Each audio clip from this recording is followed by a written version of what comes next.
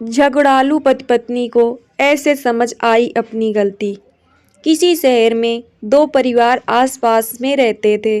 दोनों परिवारों में सदस्यों के नाम पर सिर्फ पति पत्नी रहते थे।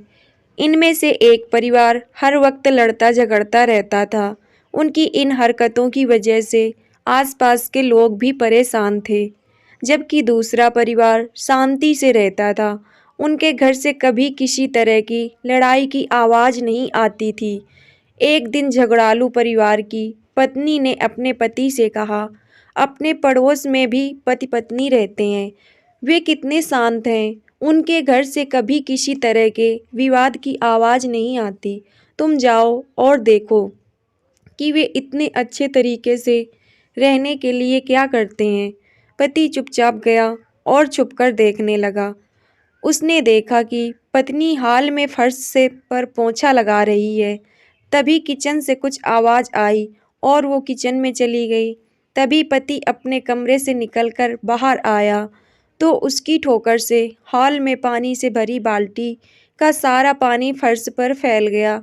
आवाज़ सुनकर पत्नी किचन से आई तो देखा कि पूरे फर्श पर पानी ही पानी है। वो अपने पति से बोली, ये मेरी गलती है कि मैंने रास्ते से बाल्टी को नहीं हटाया। पति ने जवाब दिया, नहीं, ये मेरी गलती है क्योंकि मैंने ध्यान से नहीं देखा और गलती से मेरा पैर बाल्टी पर लग गया। दोनों पति पत्नी ने अपनी अपनी गलती मान ली और वापस अपने काम में लग गए। झगड़ालू परिवार का पति, जिसने ये सब देखा और जाकर अपनी पति को पूरी बात बताई।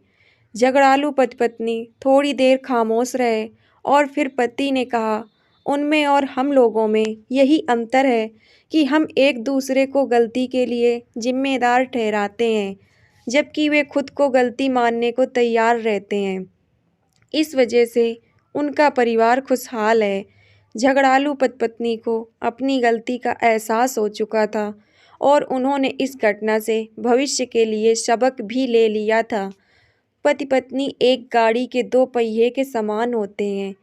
एक में भी यदि कोई समस्या है तो गाड़ी ठीक से नहीं चल पाती। गृहस्थी की गाड़ी आपसी सामंजस्य पर टिकी होती है।